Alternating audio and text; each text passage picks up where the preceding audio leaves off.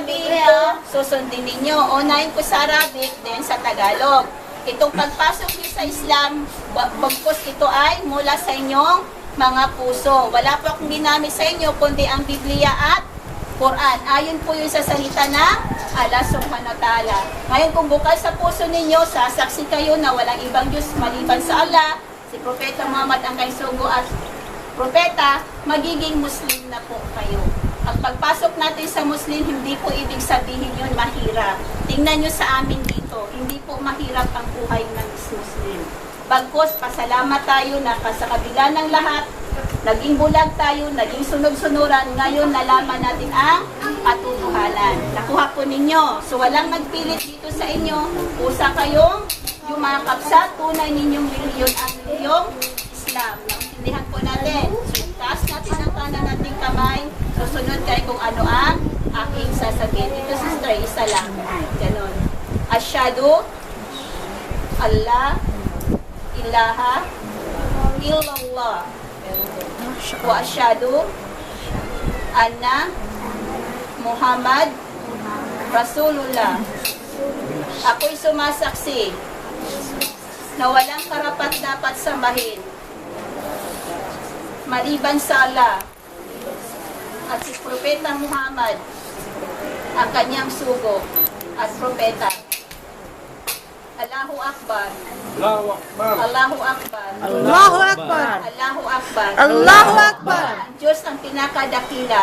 Ang Diyos ang pinakadakila. Ang Diyos ang pinakadakila. Ang Diyos ang pinakadakila. Ang Diyos ang pinakadakila. Ang Diyos ang pinakadakila. Yun po ang susi natin para tayo ay maging ganap na Muslim. So kagaya ng sinabi ko kanina, tayo ay isinilang na Muslim, magulang lamang natin ang nag-convert upang maging tayo ay Kristiyano. So ngayon, ganap na kayong Muslim, alhamdulillah na pasalamat tayo sa Diyos na sa kabila ng lahat, ilang taong kayong naligaw, bumalik pa rin kayo sa tunay natin reliyon ang Islam. So welcome po sa Islam at ito'y pagdalangin natin na habang buhay, tayo'y magsasama hindi lamang po sa mundong ito, maging sa kabilang buhay yung pagmamahala natin bilang magkapatid. So welcome po lahat sa Islam. Peace. Si bro. Yan. Welcome po.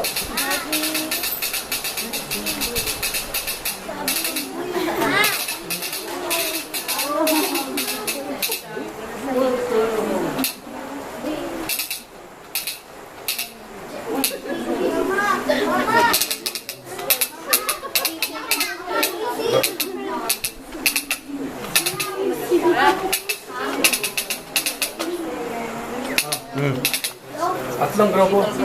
Tatlo? Tatlo pa rin. Ha?